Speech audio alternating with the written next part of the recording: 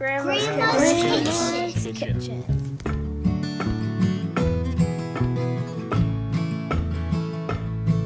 There's a fiddle tune and a wooden spoon while she's stirring and singing. There's friends leaving or family land, and then the phone's usually ringing.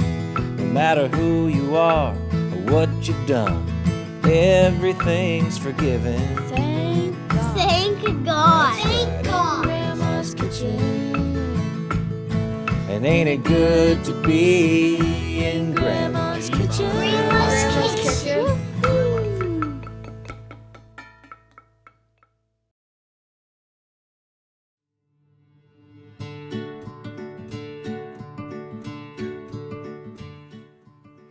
Hello everybody, happy Thanksgiving to you. Today we're going to be making sticky toffee pudding, and that is a recipe that I got from Brenda Leering, who is a faithful follower, and we email from time to time. So it's lovely, all these great friends, new friends that I have now because of COVID. So there's always some good things that come out of it. But anyway, today I'm going to be making a couple of recipes, but right in this particular video, we're going to be concentrating on sticky toffee pudding. I just wanted to say too that this past week has been a wonderful week, and we have lots to be thankful for in our lives, no matter what this year has brought. Let's look at the bright side. For example, this particular week, on Tuesday, I celebrated with my older sister. Now, this is the family that raised me, the Beaton side of our family. And the oldest in that family has turned 85. And so I made carrot cake. And I'll tell you, I did a really good job of it this time. And the frosting went well, and the cake didn't slide all over the place. But it was delicious, and we had all of the Beatons that are left in the family. Two have passed on, but the rest were here, and we had a wonderful gathering, reminiscing that afternoon. And then I spent a wonderful evening and overnight over in Catalone, a tiny little community near the Myra River, near Manitou. My sister-in-law had been quarantining there for a couple of weeks. She lives in Michigan, and she has a sister who is ill, and we wish her the best. And she came home to be with her during her treatments. So myself and my sister-in-law and my sister and Antigonish, Bernice, and who else went? Mary Jessie, my cousin. We just had a great girls' night out in Catalone, and just enjoyed the cottage and just gabbed, and we stayed in our pajamas the next day until like 2 or 3 o'clock in the afternoon before we left. We had a great day. So thankful for that. I'm thankful for my own family, and it's a wonderful thing to be able to give thanks and praise where it belongs. So today, let's get on with this sticky toffee pudding. I'm going to put the camera down on my bowl, and we're going to start the process. Before I start, of course, I'm going to wash my hands, and I'm going to turn the oven to 350, and I'm going to turn my kettle on because we will need boiling water. So do all of that while we go and wash our hands, okay?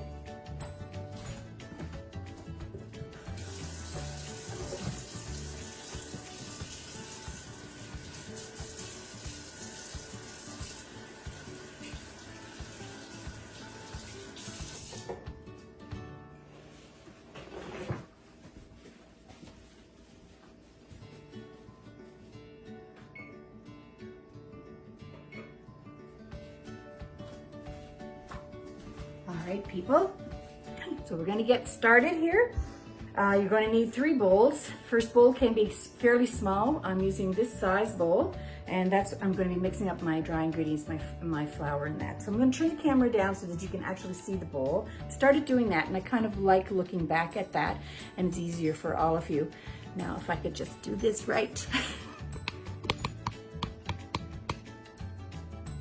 All righty.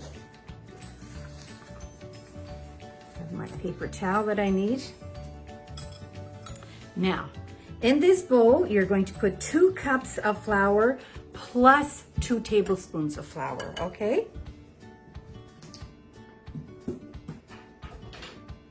I'm using my 1 cup measure.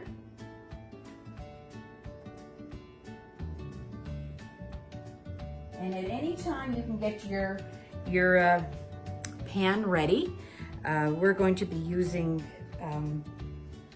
a 9 by 13 inch pan, but you can actually split this recipe for an 8 by 8 or a 9 by 9. That's up to you. So 2 tablespoons. And into that, you're going to put 2 teaspoons of baking soda. I have pre-measured the baking soda out, so 2 teaspoons of baking soda. And I'm just going to stir that up. Just use a whisk. Stir it up carefully.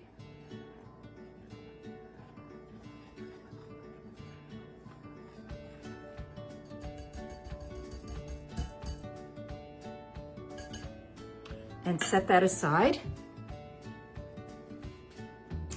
And bowl number 2, this is going to be your dates. Imagine me using dates 2 weeks in a row. So I'm going to use my big blue bowl for that. And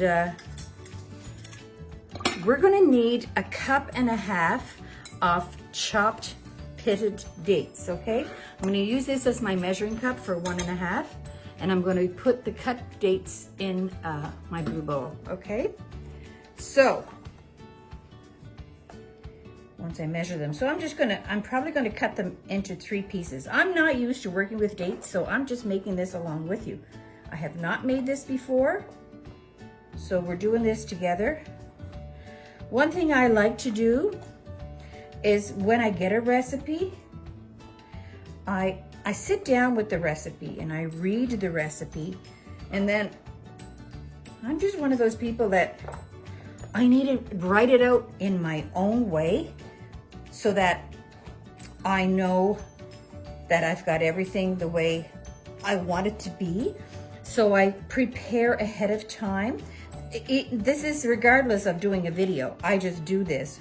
And I say, okay, this is going to take 3 bowls. Okay, so bowl number 1, what goes in there? And then I know that I have everything ready when I need it. And I change sometimes the directions just so that it's easier for a beginner to do that. You know, sometimes things are assumed in recipes that you know, but that's not necessarily the way it is for a lot of people. And it discourages people, I think, from baking when, you know, gosh, how do you do that or whatever. That's why I love just breaking it down and making it simplified, I guess. All right. So, I'm actually recording this. This is Friday, and I'm making my desserts today. And by the time you see this, this will be Sunday. But we are actually having our Thanksgiving dinner on Saturday evening.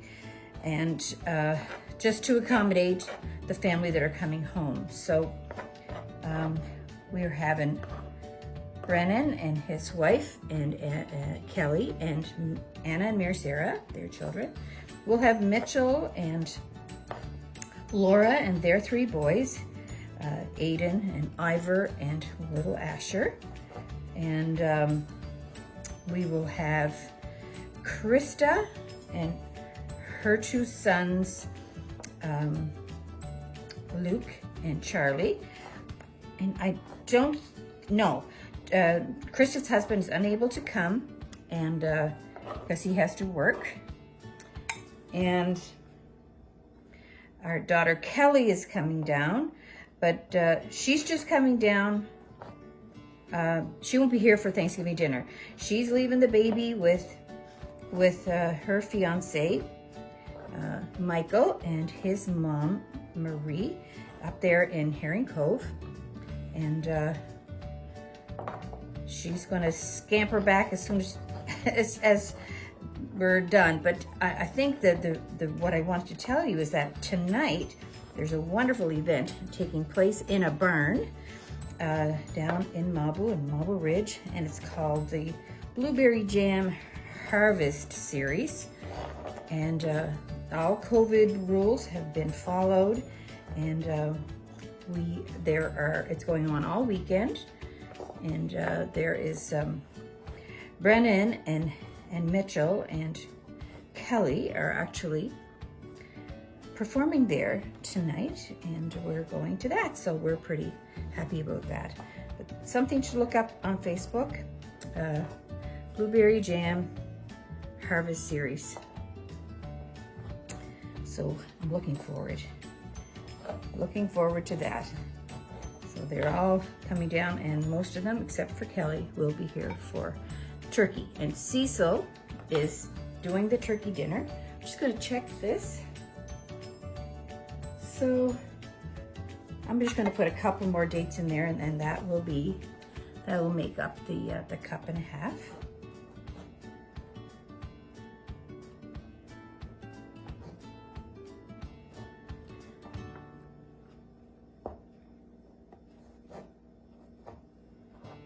There now. Okay, I'm going to put that aside. Now, just so you know, these are the dates that I bought. I know that everything's backwards in there, but it's Jaffa dates. And there's probably different kinds, but this is they're already pitted, and there's lots of variations out there to buy your dates. Sometimes you can buy them even already chopped up. Anyway, that's that. So now with these dates, I'm going to put them in this my favorite blue bowl. Like I said, I'm making this for the first time, so we're doing this together if you're baking with me. Now, no idea what this does, but I'm going to do what the recipe says. Over the top of the dates, you're going to sprinkle 2 teaspoons of baking soda. So I've had mine pre-measured. I'm just going to sprinkle it over. This is where you're going to use your boiling water.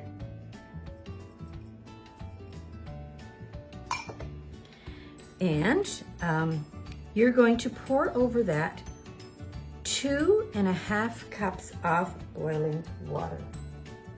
So I'm going to go to my kettle and get 2.5 cups of boiling water.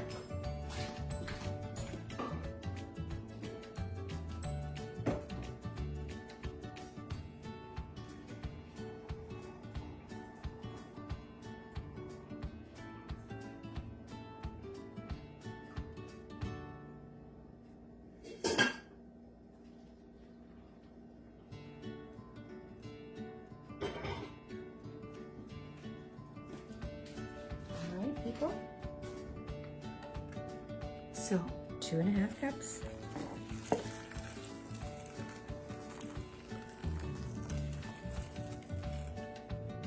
And a half.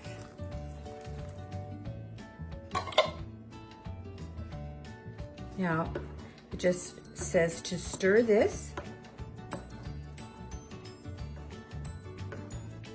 like that and set it aside.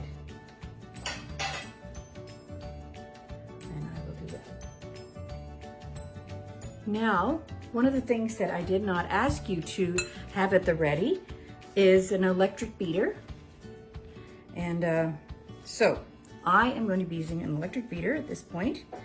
And you're going to need, in this bowl number 3, you're going to need 1/2 cup of softened butter. All right, I'll put that in there. You can have butter, or you can use your Basil plant-based bricks if you have them. That's what this is. I'm using it. And you're going to need 1.5 cups of white sugar.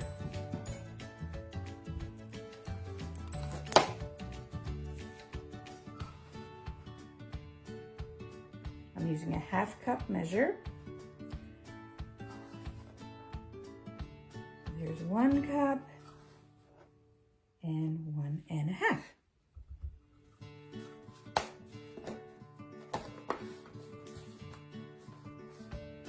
Put everything in together and then you mix it. 2 eggs.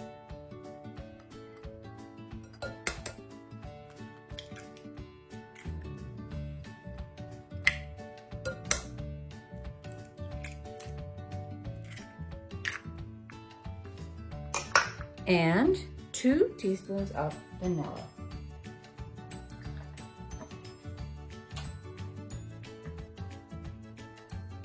I know I'm measuring it. I feel like I should. Rather than what I would do normally is just spill some in and eyeball it. Okay, so that's all ready to mix. I'm going to pray that I don't make a big mess here. I'm just going to go get my spatula.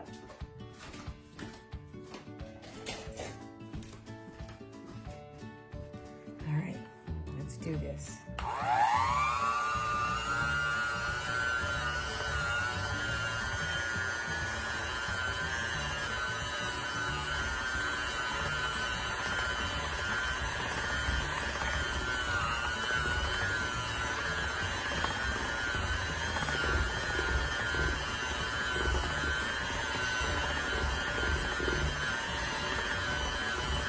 Now I'm going to turn it up a little bit.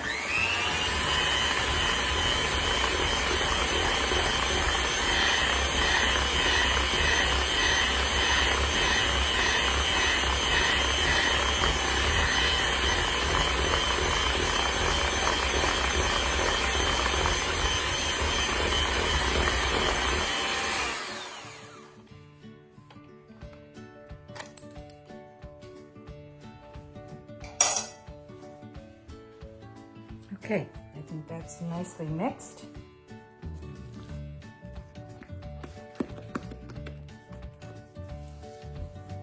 All right. Now my pan, I will be using a 9 by 13 inch pan, and the 9 by 13 inch pan, I've sprayed with cooking spray, and you can use parchment paper as well. I'm just going to serve my sticky toffee pudding right out of my pan, so I'm just not going to bother with the parchment paper. So I've already sprayed it, as you can see, and it's all ready.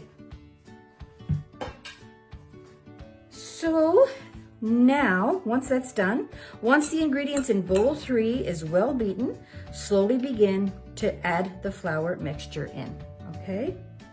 So I'm not using the mixer. I was just a little afraid that I'd make an awful mess, so I'm just gonna use this. Pour a little bit in and just mix it up like that.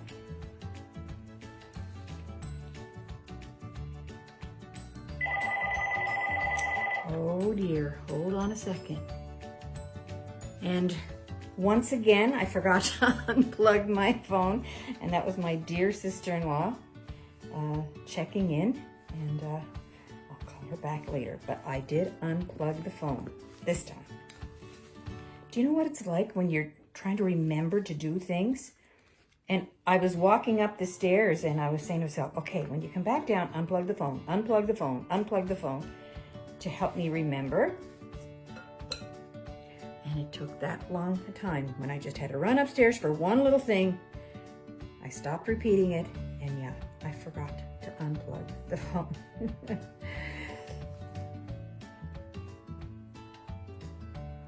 But that's okay, and that's life. And aren't we lucky to have people who call us? All right.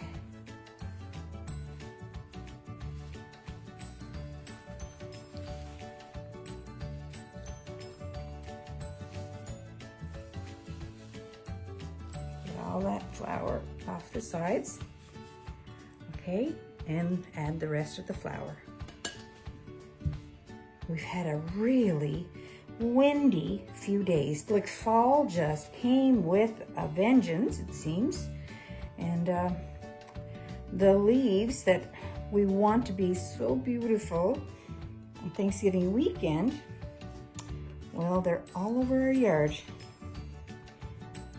Now, there's lots of people doing the trail this weekend. I hope a lot of you will tune into the online Celtic Colors concerts. They couldn't have Celtic Colors. It's an international festival for those who do not know.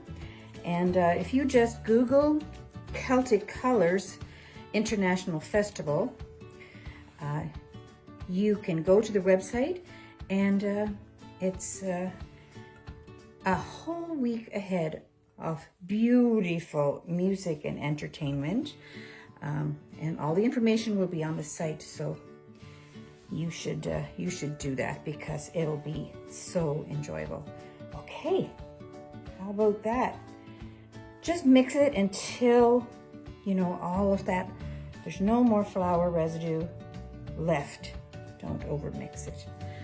All right, now you're going to now take your date mixture, and you're going to mix this into the date mixture. And me being me and not knowing exactly, I really think I'm going to get my masher and kind of mash that up. I just feel like I don't want to bite into a clump of dates. But you do what you like.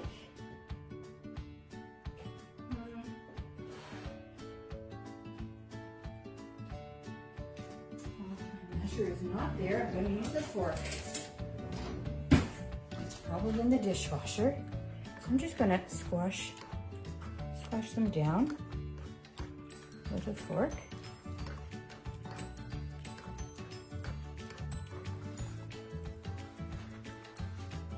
Now,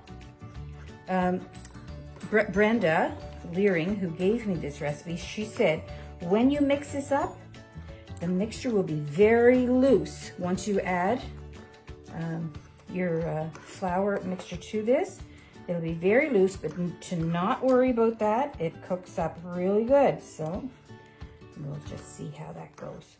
I think that that's fairly good. There's no really big chunks in there. Interesting folding this in though. Okay, here goes. She says it's beautiful, and she sent me that picture that I posted with the sauce on it.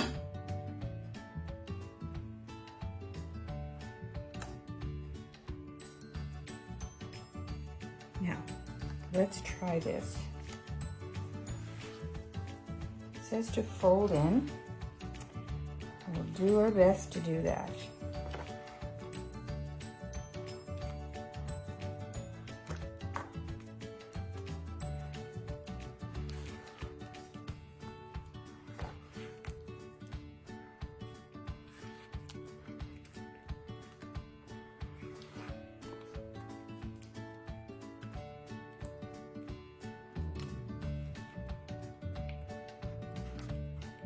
I'm just going to just soften each piece of flour up. It's probably because there's so much soda in this mixture that we're trying to fold it in.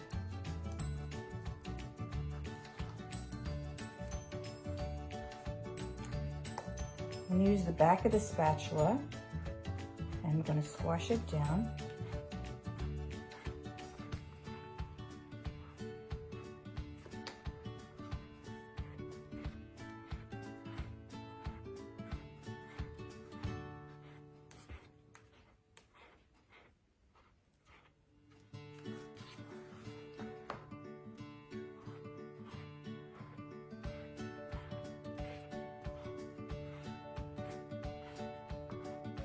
I feel like I want to take a whisk and just mix it all up, but I'm scared to do that.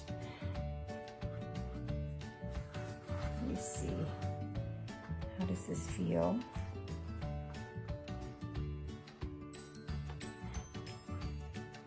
If you see any doughy pieces in there, I would just squash it down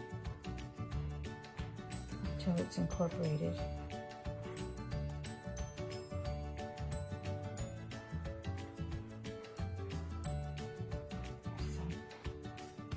Basically, I think that's pretty good.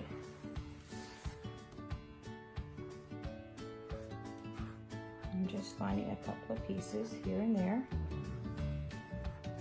Okay, people.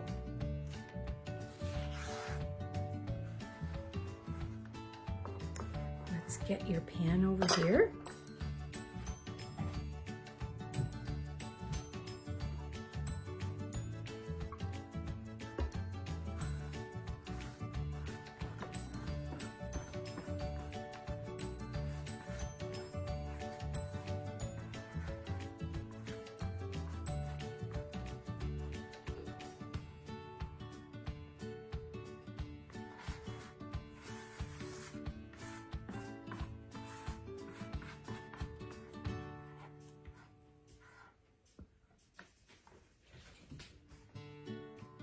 Okay.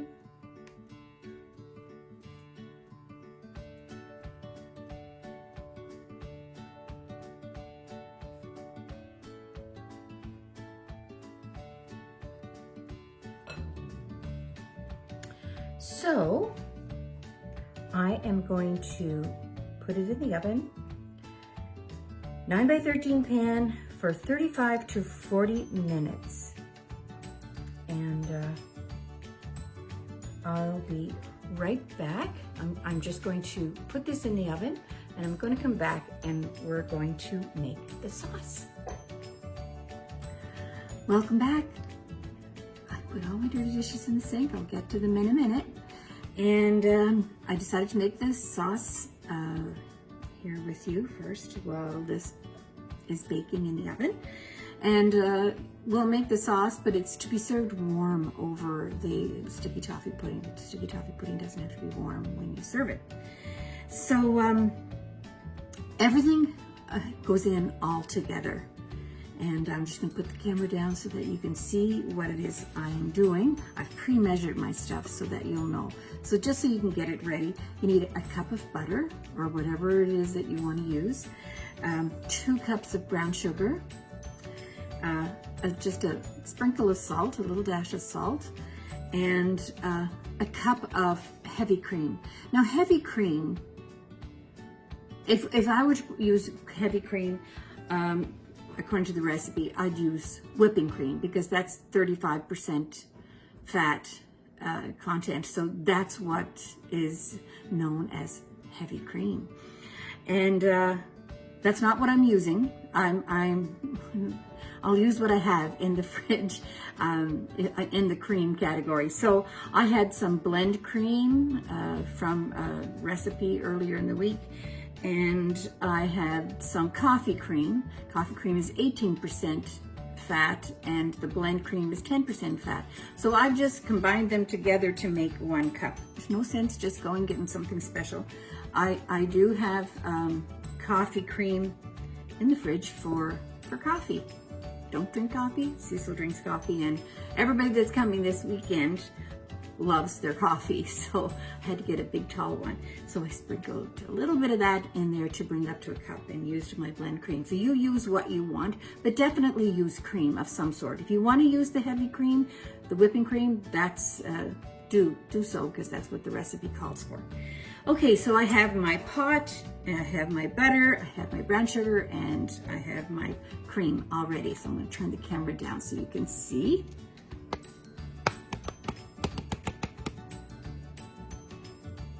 Right. So first I'm going to put the butter in. I better get a spoon here.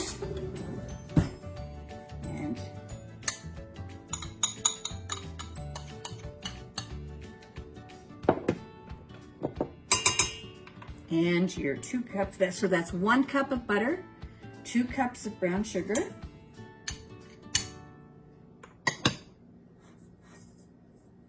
and 1 cup of cream.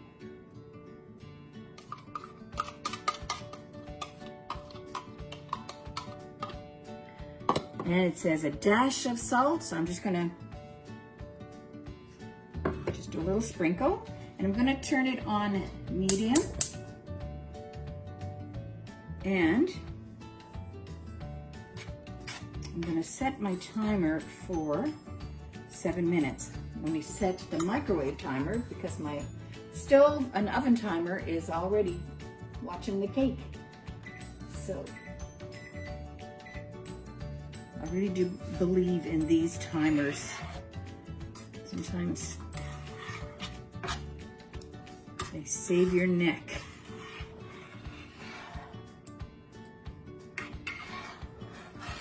So I'm setting it for 7 minutes, but I might have made a mistake there. So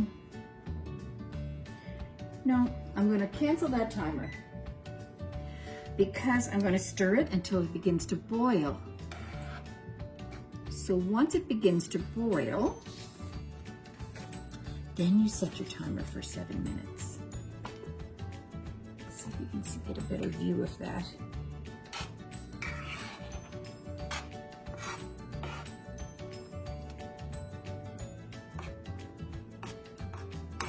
If you cut up your butter like I did, it'll melt faster and be able to get to that stage.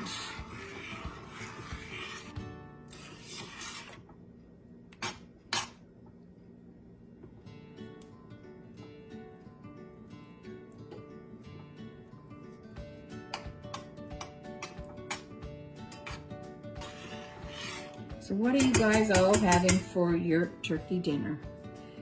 Do you make dressing? Do you use the box dressing, or do you make your own homemade? Cecil loves to make our dressing, and how we make our dressing is his mother and my mother, they made similar dressings. And it was about, in a pot like this, you put, you know, about 1/2 cup of butter, and then probably a small onion grated, and then three of the spices, just poultry seasoning, sage, and oh, what's that other one? Savory, summer savory, and salt and pepper. So that was the base of it. And prior to all of this, you took about 10 pieces of you know, store-bought bread and put it on a cookie sheet in a low oven and toasted them till they were hard and crisp and kind of brown. And take that out and roll it with a rolling pin until it was breadcrumbs. Now you can just use breadcrumbs, but we still use the actual pieces of bread to make the breadcrumbs. And so then you put those breadcrumbs right in that mixture, and then you add a little bit of white sugar. I would say maybe a teaspoon and a half. And as well, prior to all of this, you would have cooked some mashed potatoes. I would say maybe 4 good-sized potatoes. Cut them up and boil them and mash them. And then put that all in together and mash it up and taste it. And then that's when the spices went back in. It's a taste testing game. You taste it and you say, needs a little more poultry seasoning or a little more salt and pepper. You know, you just kind of play it by ear. And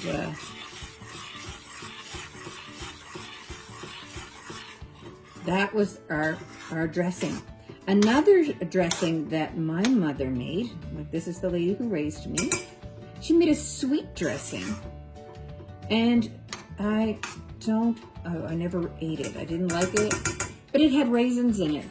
And it was something that she prepared, I believe, when she worked in Boston and worked for a wealthy family, and that was one of the dressings that she made there. So I'm going to set my timer now for 7 minutes, and I'm going to tell you something else about cranberries.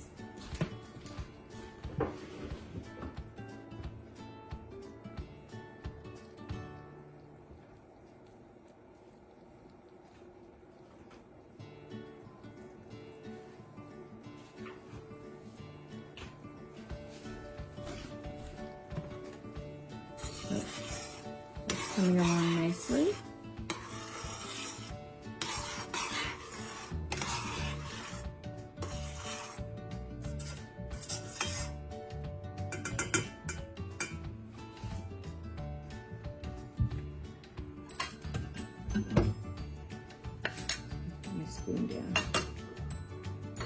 when the bubbles start around the edges, that's when I would set my timer. So that had started, and I think that will be fine. So back to what we have with we usually have like the turkey, and we have mashed potatoes, and we have carrots, and we have peas. I love peas. And turnip. And that's our plate. And then from the drippings, we do put the stuffing in the turkey. And we usually put it, once we have the dressing all made, we put it in, we lay, what's that called? Cheesecloth. Put cheesecloth out on the counter, and we put all our dressing in the cheesecloth, and then we wrap it up. We don't tie it off, and we stuff it inside the turkey. And you know, it's very pliable and easy to put in there. And once it gets in there, it just kind of, we don't actually tie it off, although you could. I'm turning the heat down on this, people. And you know, we put it in the oven like that.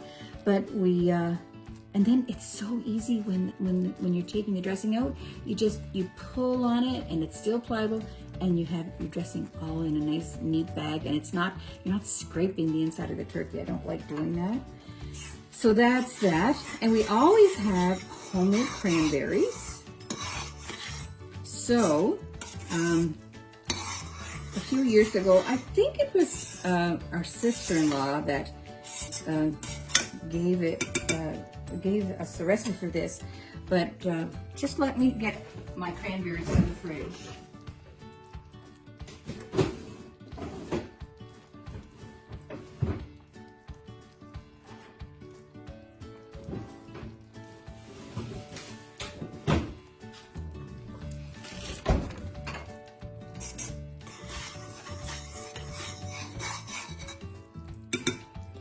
So, this is fresh cranberries, and how much is in this bag? Oh my gosh, it doesn't even say.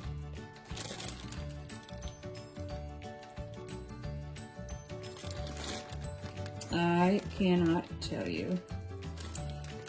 It's really strange that it doesn't have the amount on there, but anyway. They're always, oh, look at it. I couldn't see it. It's 12 ounces or 340 grams. So what would that be? You know, a cup and maybe 3 cups or something like that. So, so we take, and put it in a pan like this. Just keep stirring this sauce. I didn't mean to tell you about all the stuff that we do, but we have 7 minutes, so I have to fill the time. So in a mini saucepan, we mix, put some water, about 3/4 cups of water, and a little zest of an orange, you know, scrape it all up, and orange juice, about 1/4 cup of orange juice, and about 3/4 cup of white sugar, and you put that in the pan, and you mix it all up, and you just bring it to a boil. And as soon as it comes to a boil, add your package of cranberries, and you put the cover on, and just put that down on low, and you simmer it for about 5 minutes until the cranberries have burst. And then what we do is we remove it from the heat, and if you like it whole like that, that's fine. But what we do when we remove it from the heat, we just mash it a little bit with our masher, and we just put it in a container then, and when it comes to room temperature, we cover it and refrigerate it until it's cool. And as it's cooling, it thickens up, you know, and everybody loves it. So just I'll repeat that again. A package of fresh cranberries, 3/4 cup of white sugar, 1/4 cup of orange juice, 3/4 cups of water and some orange zest and a package of cranberries. This is like 12 ounces or 340 grams.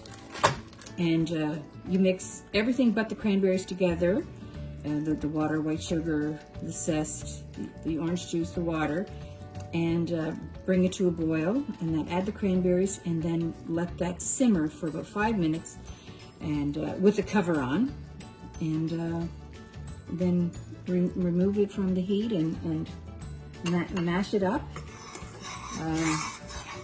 If you want it, you know, without two big bunches of big pieces of cranberries. And that's that. So we have about 30 seconds left in this. And there's about 13 minutes left in my cake. So basically, all you're going to do is leave this on your counter till it comes to room temperature. Or, if you're really ambitious, make it about an hour before you're going to serve it, because you'll want to serve it warm. It's delicious. Okay. So there now. That's it. And I mean, maybe I'll just do another 30 seconds or so, because it wasn't really at a full rolling boil when I started it. But all the sugar is melted and the butter, everything is just really, and oh my, it smells so good. Oh, lovely, lovely, lovely. Why is everything so tasty? So fattening. All right, people, that's in the oven. Your sauce is all ready, and I'll see you back in a few minutes. I'll be transitioning right into taking the sticky toffee pudding out of the oven. And truth be told, I have had sticky toffee pudding. Had it in Scotland. It's very prevalent there, and on various menus. I never knew that it was made with dates. And my grandson was home. Oliver was home. Was it last summer, I guess? Yeah, he wasn't home this summer. And he loved sticky toffee pudding, but he didn't want it to be made with dates. So I found a recipe online to make. It was kind of like a butterscotchy based cake with no dates in it. So I was all in agreement with him. And of course we made this kind of sauce and he just loved it. So anyway, I sent him back home with that recipe, but you know what? I've had lots of sticky toffee pudding not knowing that it had dates, and you know what? I really liked it. So there you go. I was fooled. So we'll see you in a few seconds. Hi everybody. So my timer went off and I'm just going to take it out of the oven. Oh my gosh, it looks really nice and it raised really nice. Does yours look like that? Sounds like it's a good thing. And it looks and it smells delicious. So I'm going to put it on my cooling rack. And I'm going to leave it there until it is room temperature. You know, I want it to be at room temperature before I put like foil wrap over the whole thing and put it in the fridge, or I can leave it on the counter. You can leave it at room temperature, but I prefer to put it in the fridge. If you have room, at Thanksgiving, the fridge gets pretty full, doesn't it? So, yeah, so I'll show you when we serve it up. I will put the sauce on, and I bet it's going to be delicious. Okay, we'll see you later.